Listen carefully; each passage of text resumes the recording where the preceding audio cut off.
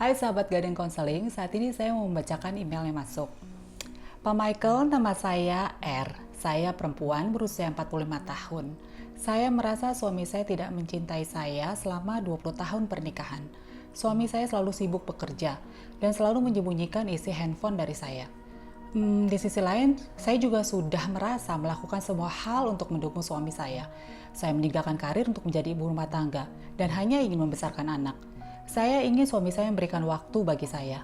Selama ini suami saya kalau pulang ke rumah hanya bermain dengan handphone dan berinteraksi dengan orang lain, rekan kerja, investor, atau siapalah hingga malam hari. Gimana ya Pak untuk mengatasi kondisi saya ini?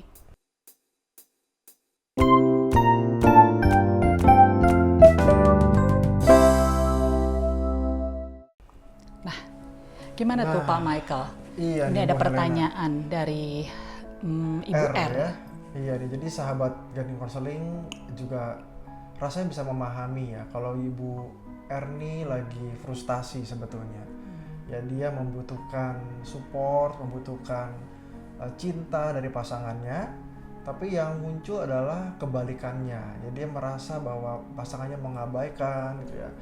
Pada saat dia pulang kerja yang ya biasanya kan kita mengharapkan ya suami itu negur kita, nanya sehari-hari seperti apa begitu. Tapi yang muncul justru suami langsung ambil handphone, lalu berusaha kontak orang-orang, salah satunya investornya gitu ya. Nah sehingga kemungkinan besar dia merasa tidak dicintai, merasa frustasi dengan kondisi ini, bahkan sampai dia kontak kita, email ke Gading Konseling. Jadi perasaan yang sungguh-sungguh sepi nih dirasakan oleh ibu. Bahkan kemungkinan dia juga bisa berpikir macam-macam, Ibu R ini.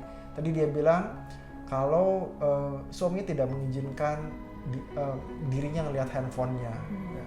Artinya apa sih bagi seorang perempuan, dia bisa saja berpikir bahwa suaminya urusan bisnisnya apakah sesibuk itu gitu ya. Atau justru jangan-jangan ada orang lain di situ. Nah, sehingga rasa khawatir, rasa cemas itu bisa muncul.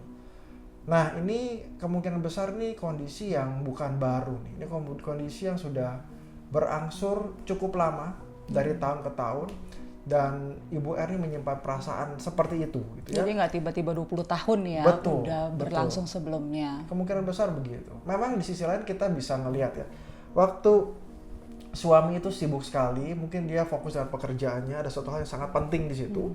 Apalagi kalau misalnya itu pekerjaan baru, pasti perhatiannya akan tercurah banyak sekali ke situ. Tapi di sisi lain juga bisa loh seorang suami mengalami kondisi yang dia merasa tidak nyaman di rumah.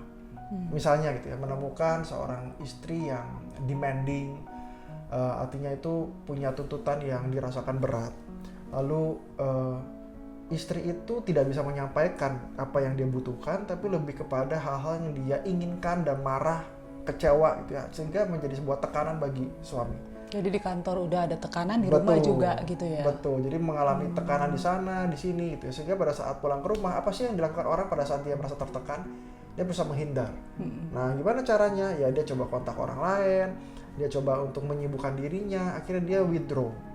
Nah jika hal ini terjadi ya, maka sebetulnya sebagai istri yang menginginkan kehidupan relasi pernikahan yang baik, dia pertama-tama harus menyadari kondisi ini, mengenali dirinya bagaimana caranya dia berperan di dalam kesehariannya dengan suaminya, bagaimana pola komunikasinya, pola relasinya, pola relasi seperti apa yang dibangun, komunikasi apa yang dibangun. Bisa nggak dia menyatakan kebutuhannya tanpa menjadi emosional? Kadang-kadang seorang istri bisa begitu emosional menyatakan kebutuhannya, di sisi lain suaminya nggak siap dengan kondisi istri yang emosional, membutuhkan istri yang bisa bicarakan dengan tenang, dengan logik gitu ya, sehingga dia bisa menyerap apa kebutuhan istrinya. Nah, bisa nggak hal itu muncul? Yang kedua, bisa nggak si istri itu juga atau pasangan juga membangun intimacy? Kadang-kadang suami istri itu sebetulnya ada bedroom talk ya. Jadi pada saat malam hari di rumah semua sudah sepi, dia bisa berbicara, bisa ngobrol. Itu adalah intimacy yang dibangun sebetulnya. Ya pada saat relasi pernikahan itu berjalan. Nah di situ istri bisa mengungkapkan pikirannya, perasaannya, suami juga bisa mengungkapkan pikirannya, bisa mengungkapkan perasaannya. Nah, itu suatu hal yang sangat baik yang bisa dilakukan. Gitu ya. Dan tentu saja istri juga perlu untuk bisa tetap mendukung suami ya. Artinya dalam pekerjaan suami yang dikerjakan mungkin itu betul-betul berat. Nah, bagaimana istri mendukung sehingga istri tahu pada saat suaminya pulang dia punya pemahaman bahwa oke, ini suaminya kemungkinan besar lelah. Itu yang pertama, bukan yang wah kalau suami saya pulang maka harusnya dia perhatiin saya sekarang, nggak lagi perhatiin orang. Nah betul, saya rasa yang kedua itu dia akan mendapatkan juga perhatian dari suaminya. Tapi pada saat dia mendukung suaminya, pada saat suaminya pulang ditanya kabarnya, disiapin kopi atau teh gitu ya, itu malah membuka ruangan bagi suami untuk membangun komunikasi kepada istrinya, merasa nyaman, dan istri menjadi attraction atau menarik suami untuk lebih dekat kepadanya. Nah ini akan menolong relasi suami dan istri untuk ke level selanjutnya di mana istri bisa menyampaikan kebutuhan-kebutuhannya dengan baik. Ya kira-kira itu ya Bu Helena. Semoga itu bisa membantu Ibu R dan juga sahabat Gading Konseling di luar sana ya. Oke, jadi sebenarnya ada hal-hal yang bisa dilakukan daripada cuman bingung dan pasrah begitu aja ya Pak Michael ya. Betul. Oke, sahabat Gading Konseling, cukup jelas ya apa yang Pak Michael sampaikan, dan mungkin banyak yang memiliki permasalahan yang serupa. Ada beberapa step di dalam melakukan satu perubahan, dan kalau kalian pengen ada perubahan, silakan hubungi Gading Konseling dan stay healthy, and not only your mind but your body too. Thank you.